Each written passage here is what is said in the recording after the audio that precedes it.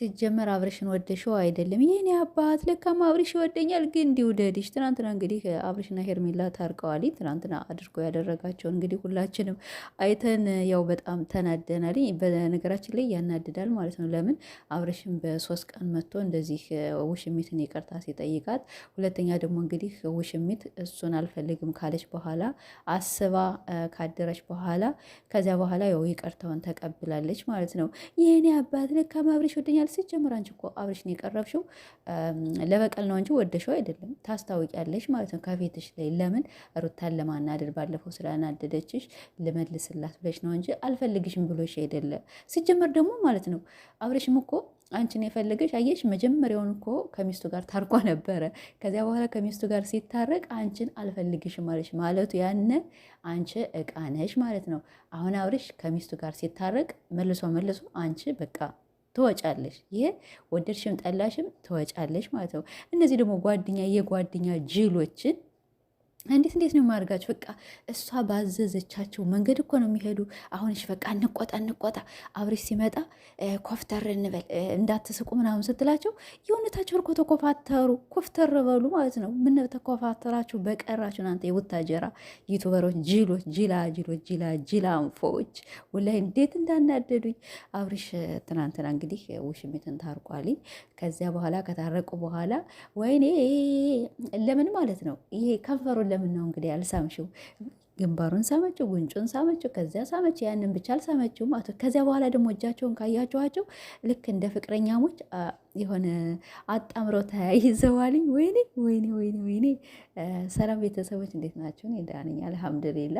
ትናንትና እንግዲህ ውሽሚትና አቶ አብርሽ የልዑል አባት ታርቀዋልኝ። በመጨረሻም ያው ይቅርታውን ተቀብላለች። በቃ ስትደውልልኝ ቴክስት ስታወረግልኝ እኔ እኮ አልቻልሁም፣ በቃ አልችልም፣ ለካም ይወደኛል እንዴ ምናምን አላለችም እንዴ? ግን እንዲውደድሽ እንጂ እሱ አይወድሽም። አንቺ ቃነሽ ማለት ነው። አሁንም ከሚስቱ ጋር ዞሮ እኛን ለማናደድ እኛን ለማቃጠል ሩታ እንደዚያ እንደተጫወተችበት ለሩታ በቀል ነው እንጂ ለአንቺ ቴክስት ያደረገልሽ አብርሽ አንቺን አይፈልግሽም። ባለፈው ከሩታ ጋር ታርቆሳል። አይሹ በአንዴ አልፈልግሽም እኮ ብሎሽ ነበር፣ አባሮሽ እኮ ነበረ። እና ለሚስቱ ደግሞ ያልሆነ ወንድ ለሌላ ሰው አይሆንም። ጎበዝ ማለት ወንድ ማለት ሚስቱን በቃ ምንም ብትቆጠው ምንም ብትንጨረጨርበት በቃ ዝቅ ብሎ መርሃባ አንቺ እንዳልሽ ብሎ እንደዚያ የሚል ነው እንጂ ከሚስቱ ጋር ሲጣላ ከሌላ ሴት ጋር የሚለጣጠፍ ወንድ አይደለም። እነዚህ ደግሞ የጅል ወንዶች ይሄ ብሩክና አቤል በነገራችን ላይ በብር ተገዝተው ነው እንጂ በብር ካልተገዙ ወይኔ ጥላታቸው። ሩታ እኮ ድሮን እኮ አትፈልጋቸውም ነበረ። እናንተ የታያችሁ እንዲሁ ሩታ እናንተ እንዲህ ለማለት ያበቃችሁ ነበረ።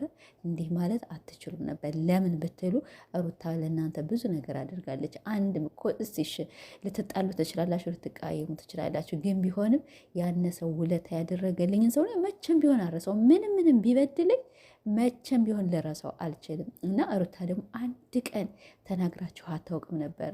እና ሄርሜላ ለሩታ በቀል ነው እንጂ ይሄ ሰይጣን ነው የሚጫወትብሽ።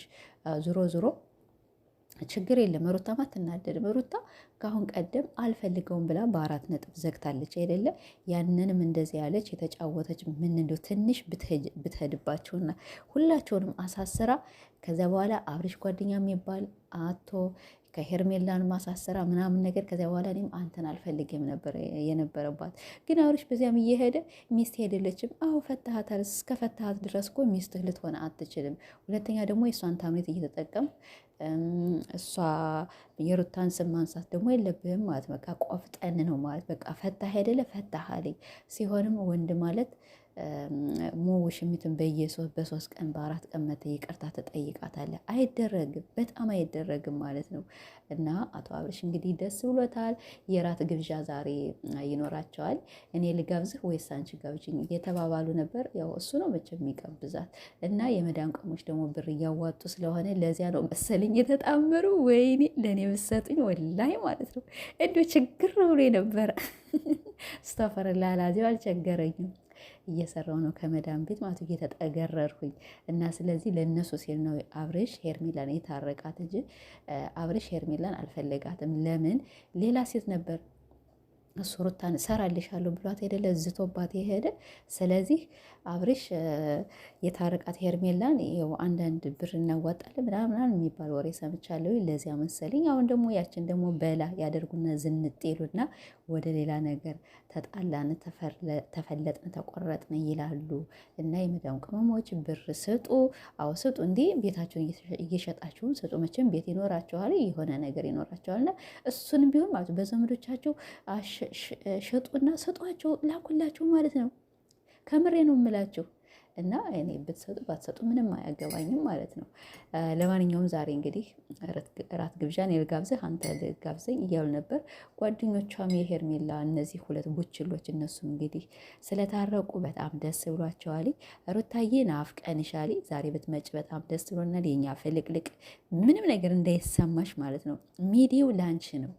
አሁን ትናንትና ለእነሱ ማንም የሳቀላቸው የለም እና ስለዚህ አንቺ ፋቤ ከልጅሽ ጋር ከቤተሰብ ጋር ሲሆንም በቃ አንድ ሸበላ ጠብሰሽ ነው ማለት አንድ ምን የመሰለ ዓለምን የሚያስደንቅ በቃ እኔ እንጃ ብቻ አላውቅም። ከአይኔ ላይ አለ የሆነ ወንድ ሩታ እንደምታመጣ ከአይኔ ላይ ዝም ብሎ ድቅን ይልብኛል። እና ስለዚህ እሱን ብታመጭና ቀጠልጥል ብታረጊው መቼም አንቺ በአንድ ቪዲዮ በሁለት ቪዲዮ ዓለምን ነው የምታስደምሚና።